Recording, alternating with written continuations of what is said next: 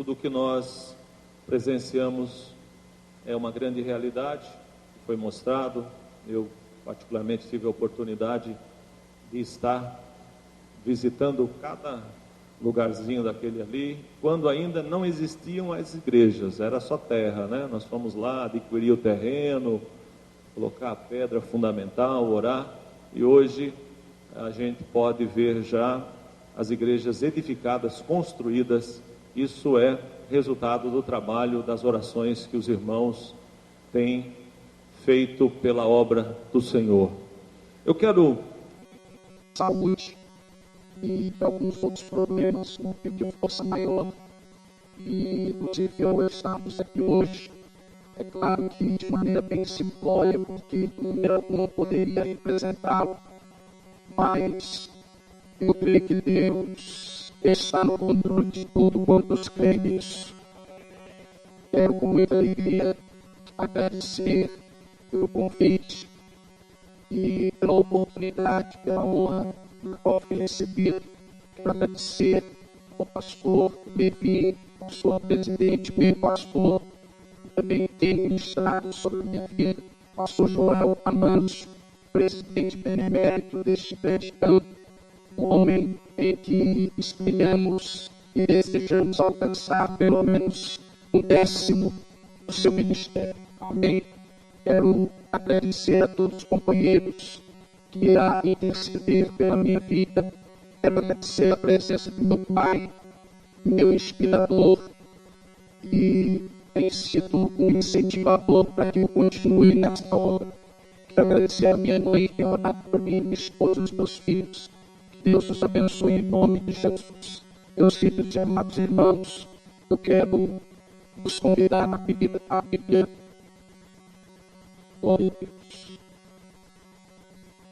Para ler um texto que também está dentro do tema do conclave desta festividade, este grande encontro de missões. Abramos as nossas Bíblias no livro do profeta Amós, capítulo de número 9. Eu quero ler apenas um versículo da palavra de Deus. Livro do profeta Amós, capítulo de número 9, verso de número 13. Deus abençoe os nossos irmãos que estão nos assistindo pela internet, pelos meios de comunicação. Sinta a presença de Deus aí onde você estiver, porque Deus irá falar conosco, como já te falar. Que coisa maravilhosa para mim, uma honra. Eu jamais pensei esse dia. De arrepiar ouvir esse coral, de arrepiar ver uma igreja linda e bela como essa.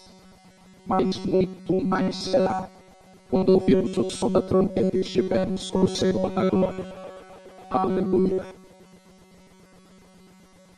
Diz assim a palavra do Senhor: eis que vem dias, diz o Senhor, em que o que lavra alcançará ao que rega, ao que seca, e o que pisa as uvas, ao que lança a semente, e os montes destilarão mosto, e todos os outeiros se derreterão.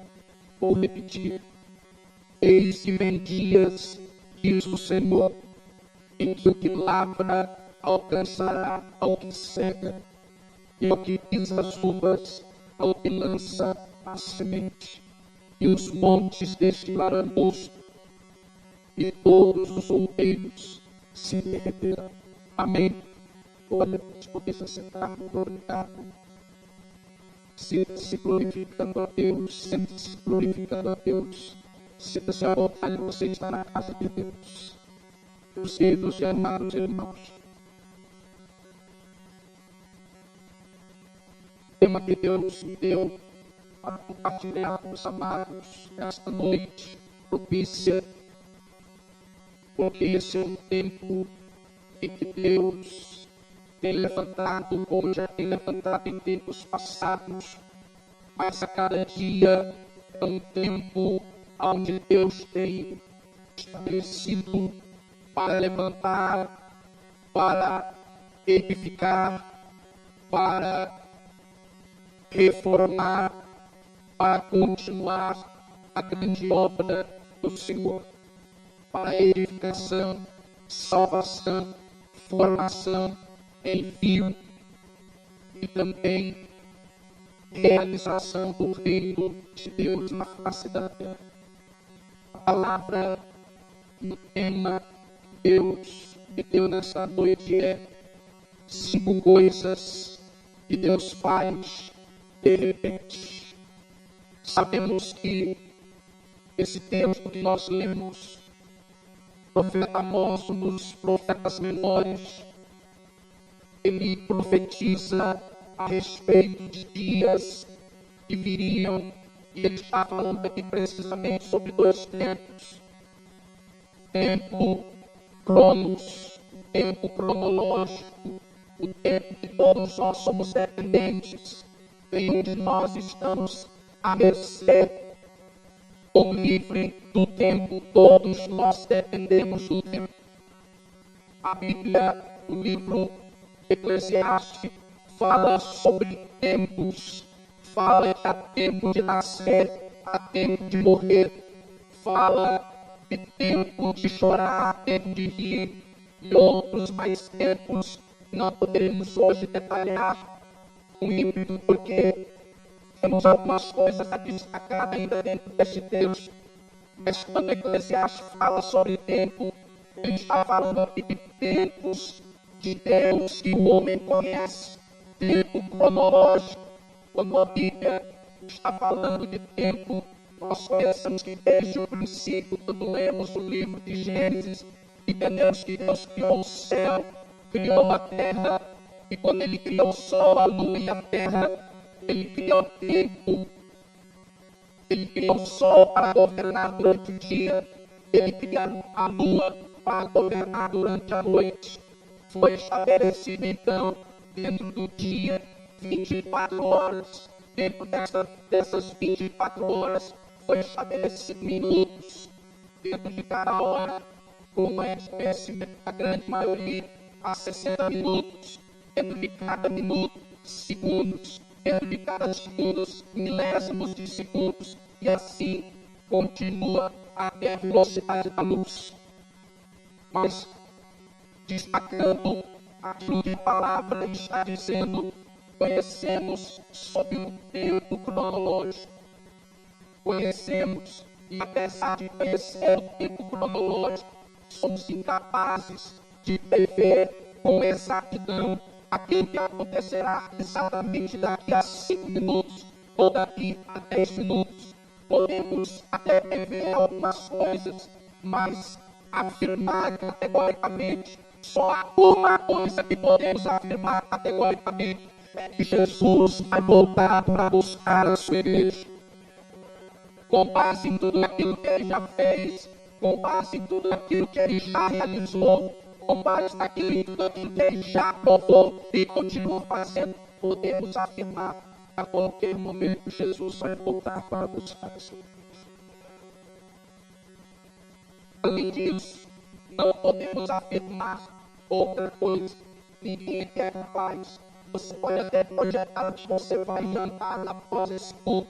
Você pode até imaginar qual vai ser o meio que você vai chegar, qual vai ser a rua que você vai utilizar, mas você não sabe com exatidão o que vai acontecer até lá. Mas uma coisa eu sei, que o nosso tempo e as nossas vidas estão debaixo da mão de Deus, e as nossas vidas estão na mão de Deus. Mas olhando para esse texto, eu vejo aqui 2 tempos. Temos falado aqui de um tempo cronológico, dentro da teologia, estudando, nós entendemos que se trata do tempo cronos, tempo de Deus que o homem conhece.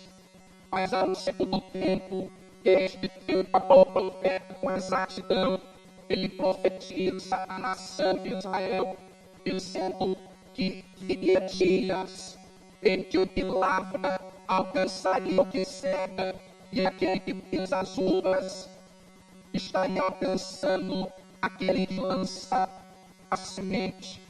Está falando aqui de um tempo que aparentemente seria longo para o entendimento humano, mas é que ele cumpre dizendo: olha, os dias serão abreviados e tudo será concretizado para louvor, glória, honra do nome do Senhor Jesus Cristo. Olhando o relato de missões, eu fiquei aqui imaginando que outrora alguns homens de Deus passariam talvez anos e anos para construir uma igreja, para edificar missões, e olhando aqui o esforço missionário, fiquei espantado de ver que Deus está levantando igrejas em 4 dias. Deus está estabelecendo templos dentro de dias que muitos que estão lá fora não estão entendendo esse tempo, o tempo que lá atrás a voz profética só dizia, dizendo: eis que vem dias em que aquele que lança a semente alcançará aquele que está colhendo as uvas. Sabe o que é isso, meu querido? E quando você contribui aqui, tem alguém lá fora que está pregando a palavra de Deus.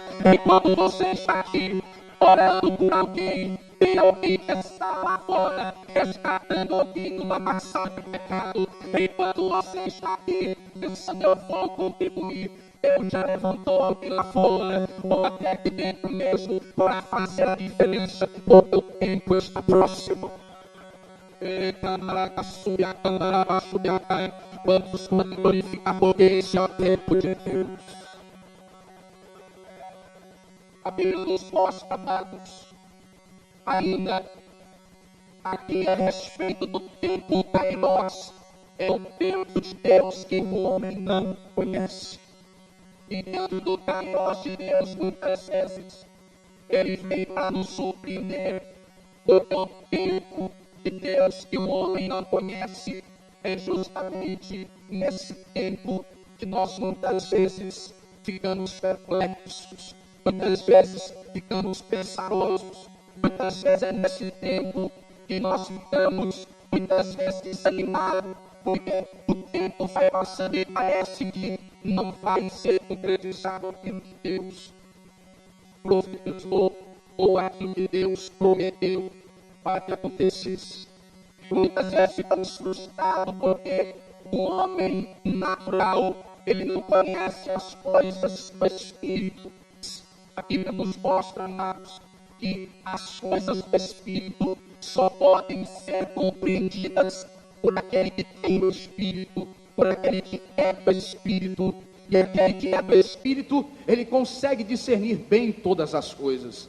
É por isso que muitas vezes, amados, Deus, ele esconde algumas coisas do nosso entendimento momentâneo, mas aquilo que o olho não viu, que o ouvido não ouviu, é o que Deus já preparou para aqueles que nele esperam e o amam. A Bíblia nos mostra, amados, muito obrigado, que dentro do tempo Kairos, Deus, ele determina um tempo exato. Conhecemos e já ouvimos diversos mestres e pregadores, homens que entendem a palavra, pregar. Eu já ouvi muito isso, que Deus jamais chega atrasado. Quem já ouviu isso? Pelo menos uma vez. Deus jamais chega atrasado. A Bíblia diz que ainda que tenhamos por tardio, mas ele sempre chega no momento certo. Deus sabe o momento certo de agir. Deus sabe o momento certo dele entrar em ação. Muitas vezes nós olhamos para determinadas situações e parece que Deus não está trabalhando. Muitas vezes estamos dentro de um tempo que parece ser um tempo de prova, um tempo de luta, um tempo de aflição. Por exemplo, o tempo da espera, a espera por algo acontecer. Muitas vezes estamos evangelizando determinada pessoa, e pregamos uma vez, pregamos a segunda vez, e parece que aquela pessoa está irredutível, mas deixa eu te dizer alguma coisa, quem faz a obra ainda é o Espírito Santo de Deus. Nenhum homem aqui, por mais catedrático que seja, consegue convencer uma alma.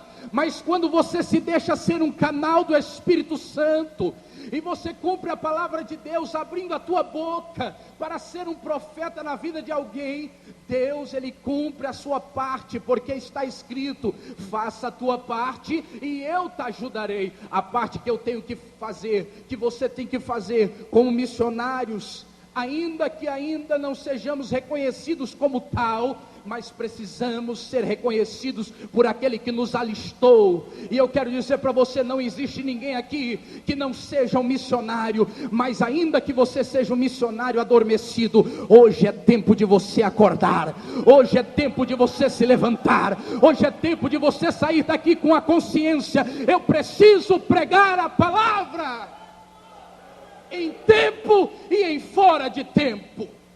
Foi isso que nos instruiu o apóstolo Paulo.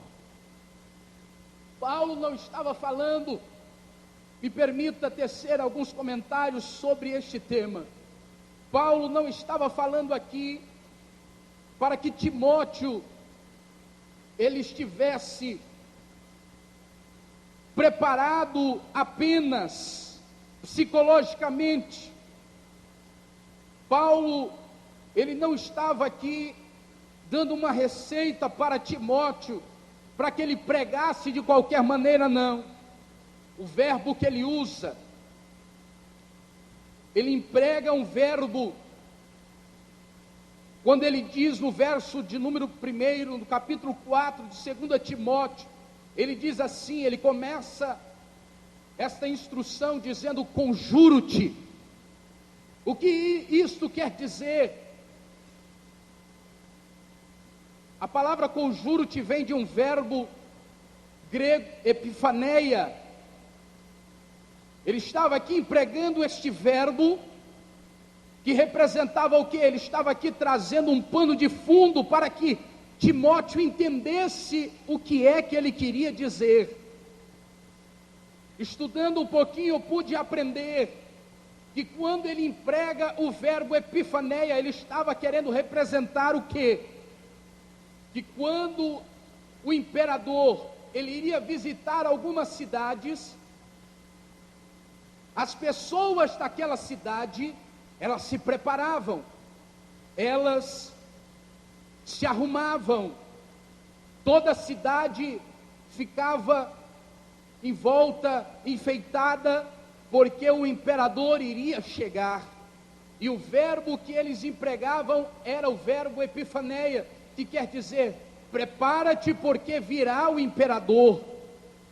E quando Paulo ele escreve a Timóteo, ele emprega justamente isso, dizendo e fazendo uma alusão, ou seja, colocando um pano de fundo para que Timóteo entendesse qual era a sua responsabilidade. Meu irmão, deixa eu dizer algo aqui para você também, minha irmã, porque isso aqui não é apenas para homem, mas é para homens e mulheres, porque Deus ainda quer levantar mulheres para fazer a diferença.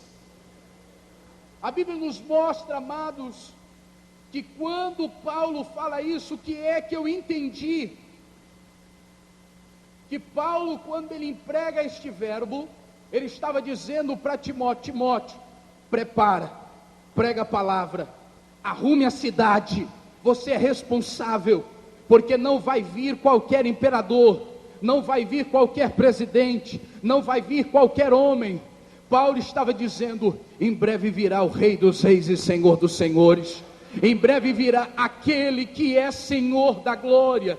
Podemos observar que quando ele diz isso, ele fala um pouco mais, ele diz assim: desde agora a coroa da justiça me está guardada, a qual o Senhor justo me dará naquele dia. Paulo já estava fazendo alusão à volta de Jesus Cristo. Nós precisamos pregar a palavra para as pessoas que estão lá fora, a todos que estão ao alcance das nossas vidas, mas não apenas isso, temos que nos esforçar nas contribuições, temos que nos esforçar, porque muitas vezes, aonde a minha mão não alcança, Deus vai levantar alguém, que a mão e a voz dele vai chegar lá, aonde a sua mão e a sua voz não alcançam. Era isso que Paulo estava dizendo. Paulo nos dá uma receita e nos dá um exemplo. Por vezes ele esteve preso, mas todas as vezes que ele estava preso, ele fazia questão de pregar a palavra, fosse para os guardas, fosse para qualquer pessoa. Muitas vezes ele dizia: me dá um pedaço de papel aí, porque eu tenho que escrever alguma coisa. E por vezes ele escreve dizendo: olha, eu estou preso, mas eu louvo a Deus, porque a palavra de Deus, ela não está presa.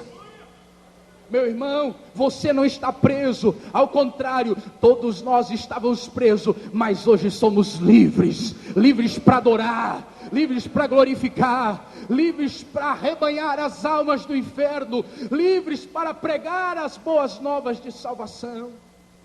Somos livres. Você é livre, meu irmão. Glorifica a Deus porque você é livre.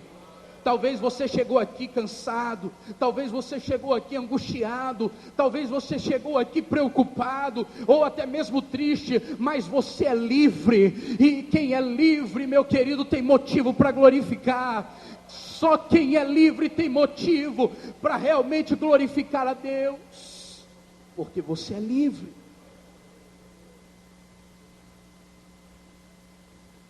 Mas voltando ao tema central, a Bíblia fala sobre tempos, somos dependentes do tempo. A Bíblia nos mostra, amados, pelo menos alguns tempos, orando a Deus, pedindo graça. Deus começou a falar comigo dentro de alguns textos, eu quero compartilhar com os amados.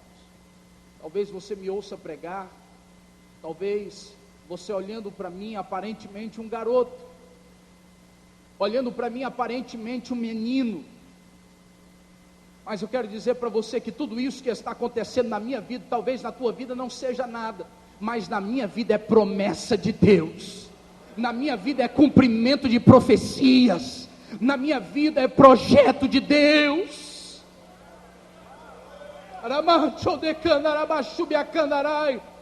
Talvez você esteja demeritamente desprezando a minha pequena mocidade, mas deixa eu contar um pouquinho da minha história.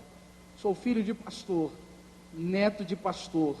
Olhando para a família do pastor Joel Amâncio, meu muito querido pastor, eu encontro um espelho, eu encontro aqui características, eu encontro aqui sinônimos.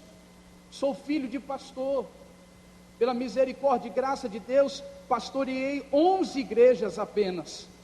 Estou no início do meu ministério.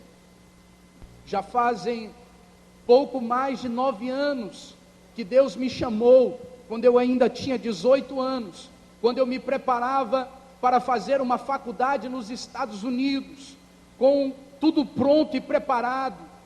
Deus me fez uma promessa e me reafirmou um compromisso que de antemão eu já ouvia desde o princípio da minha infância, quando meu pai, que instou em pregar e me ensinar e me instruir a palavra, me disse: Jonatas, tu és um projeto de Deus em formação, tu foi escolhido desde o ventre da tua mãe, antes mesmo de eu saber se era homem ou se era menina, um profeta profetizou que tu seria pregador nas nações. E deixa eu dizer um pouco mais da minha história. Eu comecei então, desde a minha infância, a ouvir, e todas as vezes que ia para as vigílias, que ia para os lugares aonde meu pai nos conduzia, muitas vezes eu ouvia ali profecias. Quantas vezes, amado, meu pai pastor, minha mãe missionária, pregando a palavra, muitas vezes eu via profetas vindo, marchando em nossa direção, e muitas vezes ela se abaixava e profetizava sobre a minha vida. Mas isso ainda era um trabalhar de Deus, era um tempo que havia sido estabelecido para a minha vida. E quando eu comecei a alcançar a minha adolescência, eu quis me afastar dos caminhos do Senhor. Músico na igreja, cantava na mocidade, cantei nas crianças, nos adolescentes, mas havia um desejo no meu coração de conhecer as coisas de lá de fora. E na minha adolescência, amados, Deus, como conhecedor e sabedor de todas as coisas, deixa eu dizer alguma coisa aqui para estes santos homens de Deus que estão aqui. Não se preocupe, quem sabe o teu filho ou a tua filha não quer te seguir. Quem sabe o teu filho, a tua filha não quer pagar o mesmo preço que você pagou, mas deixa eu profetizar uma coisa sobre a tua vida: os teus filhos são de Deus, e Deus sabe qual é o momento certo, e se preciso for, Ele vai pôr um anzol no nariz, e vai trazer, porque você é sementeiro, e quem é sementeiro tem compromisso. Quem tem compromisso, Deus também tem compromisso com Ele. A tua casa é de Deus, os teus filhos são de Deus. Quantos podem levantar a mão e glorificar a Deus? Porque a tua casa é de Deus. Você não vai perder. Não esqueça que Jesus, orando para o Pai, Ele disse: Pai, nenhum dos teus filhos que o Senhor me deu eu perdi. Deus não vai perder os teus filhos, ainda que você perca das tuas mãos, mas não vai perder das mãos de Deus. E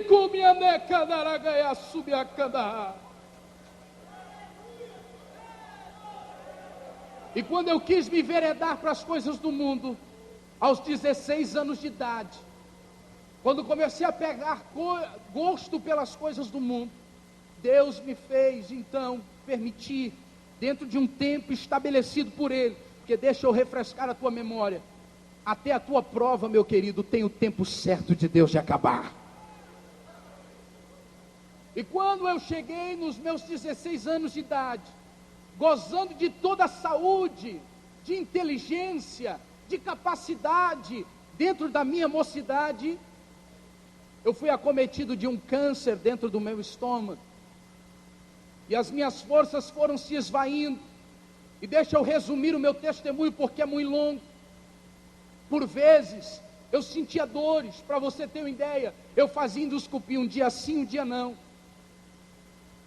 Os médicos chamaram os meus pais e disseram: olha, no caso dele não há cirurgia, no caso dele não, a única coisa que pode fazer para prolongar os seus anos de vida é um tratamento médico, que custa muito caro, com um remédio da Suíça, importado, porque no caso dele já não há mais solução. Havia 3 buracos no meu estômago, eu chegava a vomitar 30 vezes no dia, eu já dormia com um balde do lado da minha cama. Por vezes eu precisei de ajuda para ir ao banheiro, se o banheiro era do lado do meu quarto, mas estava um jovem, com 16 anos de idade. Muitas pessoas vinham me visitar, e olhavam para mim, e pensavam que estavam me vendo pela última vez. Quantas pessoas olharam para mim, e na hora de se despedir, se despediam como se fosse a última vez. Deixa eu dizer algo para você aqui. Quem sabe você olhou para algo ou alguém na sua vida pensando que é a última vez, pensando que é o último tempo, pensando que é o fim. Mas deixa eu dizer algo para você, dentro de uma revelação divina. O Jesus que nós servimos, Ele é o alfa e o ômega, Ele é o princípio e o fim de todas as coisas. E Ele nessa noite está dizendo para você que para algumas pessoas aqui é o fim de um sofrimento, é o começo de uma grande vitória. Quem sabe nesta noite, para você que entrou aqui desanimado, pensando que é o fim do teu chamado, pensando que é o fim do teu ministério, mas Deus está nesta noite renovando, te enchendo de unção, te capacitando novamente, dizendo para você: levanta, homem, levanta, mulher, porque eu ainda vou te usar nessa terra.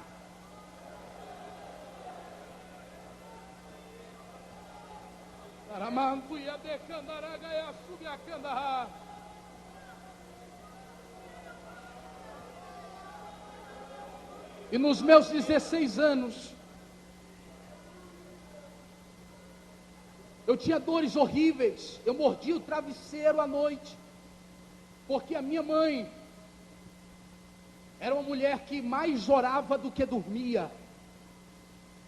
Deixa eu conscientizar você, missionário, que foi enviado, que foi convocado.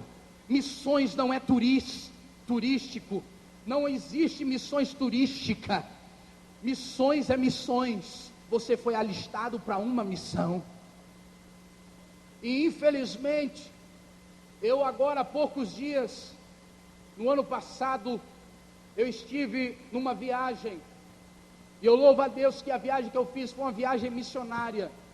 Em em pouco mais de 60 dias, eu preguei em 32 igrejas diferentes. Eu pude pregar no domingo 3 vezes, cheguei a pregar vários dias, 3 vezes no dia, pregava de manhã, à tarde e à noite. Deixa eu dizer alguma coisa aqui para você. Eu chegava na casa de alguns, que infelizmente, para me hospedar, que mais dormiam do que ficavam acordados. Muitos até diziam, não, aqui nós só vamos para o culto à noite, vamos descansar durante o dia, porque não tem nada para fazer. E quantas vezes eu olhava para aquela pessoa e dizia, não, deixa eu sair, porque eu preciso sair. Ah, mas você não fala a língua. Quando eu estive em Londres, por exemplo, mas você não conhece o inglês. Eu olhei para ele e dizia, mas eu sei falar em línguas estranhas e sei dizer que Jesus ama. Eu precisava sair, eu precisava pregar, e alguém dizia, não, descansa. Não, o nosso descanso não é aqui, o nosso descanso é lá. Deixa eu dizer algo para você. Tem muito crente que pensa que no céu só vai ter cama. Não, a Bíblia nos mostra que no céu também tem trabalho. Jesus disse, o meu Pai trabalha, o meu Pai trabalha, o meu Pai trabalha. Nessa noite o teu Pai trabalha, o nosso Pai trabalha. Ele está trabalhando, então não é aqui o teu descanso.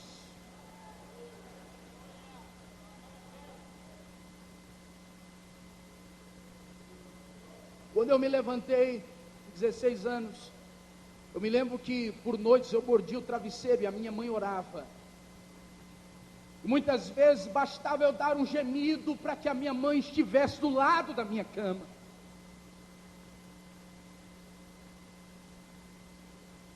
Deixa eu dizer algo para você aqui. Você mãe, você pai, você tem uma bênção que nenhum homem, nenhuma mulher na face da terra tem sobre a vida dos seus filhos. E por vezes eu acordava à noite e eu via a minha mãe com as mãos estendidas sobre o meu leito, orando pela minha vida, intercedendo para que Deus poupasse-me. Você mulher, você não tem ideia, você não tem consciência da capacidade que há sobre a tua vida, que Deus derramou. Você não sabe o efeito que tem a oração de uma mãe que ora pelo seu filho. E muitas vezes, amados, eu via, e para poupar, até porque ela precisava dormir, por vezes eu rolava na cama, mordendo o meu travesseiro, porque eu sentia como que facas, como se estivesse saindo das brasas, rasgasse o meu interior. Era como algo que é indescritível e inexplicável. Era uma dor incalculável. E vinha aquelas ânsias, e eu dizia, Senhor, é melhor que eu morra agora. Mas eu estava num processo. Muitas vezes, amados, nós queremos que seja o fim. Muitas vezes nós queremos que pedimos até para Deus que seja o fim. Nós conhecemos homens na Bíblia que pediram o fim. Elias foi um, e de repente, quando você pensa que é o fim, Deus aparece para você com uma botija de água, com pão quente na brasa, e diz, olha, hoje é noite de você se alimentar, come, tem pão quente, tem fresco do céu, bebe dessa água que é a palavra, porque muito comprido te será o teu caminho. Ainda não é tempo de parar. Olhe para a pessoa que está do seu lado e me ajude a pregar, me ajude a transmitir aquilo que Deus está falando. Olhe para a pessoa que está do seu lado, não é tempo de parar. Diga mais ainda, não é tempo de estar parado. Diga, não é tempo de estar parado. Agora diga bem forte, todos juntos, é tempo de fazer. Agora diga bem forte, é tempo de fazer missões. Eu posso ouvir o glória a Deus da sua boca? Porque é tempo de fazer missões. É tempo de fazer missões. É tempo de fazer missões.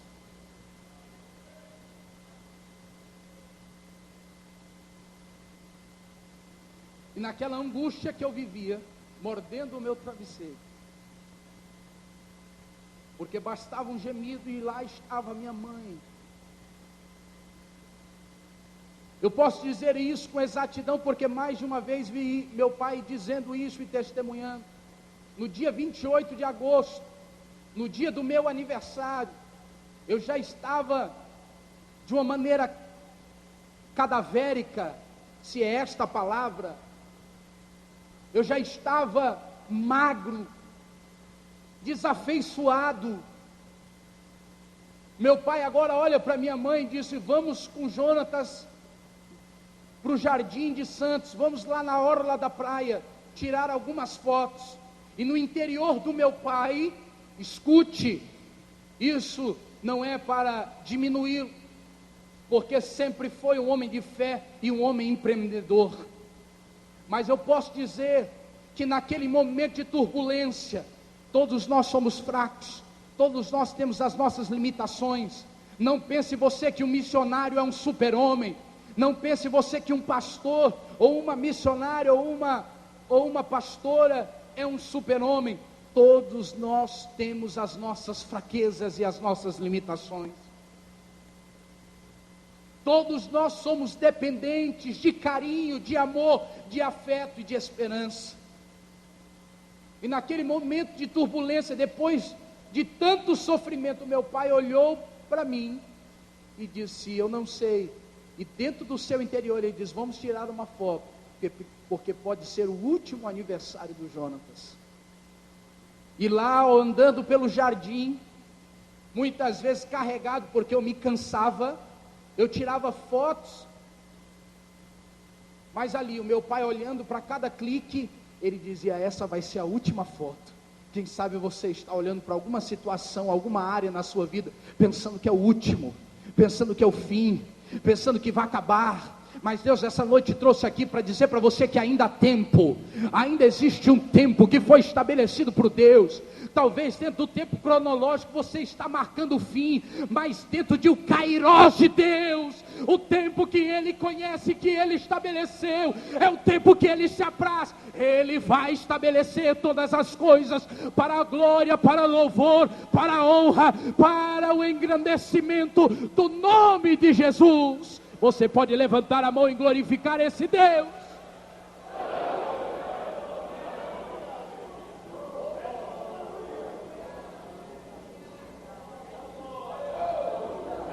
Mas chegou um dia, porque a minha alimentação diária era um copo desse de água e 2 bolachas de água e sal, permita-me. Essa é a minha alimentação diária. A cada semana eu emagrecia cerca de 12,5 kg. Se você olhar para mim, você vai ver que eu não sou gordo, nem confortável, como diz o meu pai. Eu hoje nunca estive tão gordo na minha vida. Eu sempre fui magro. Mas você sabe o que é ter simplesmente o peso da pele e do osso? Foi o que eu tive. Mas tem uma coisa: havia um Deus que ainda estava segurando no fio da minha existência. E quando eu pensei que era o fim, eu me lembro de uma noite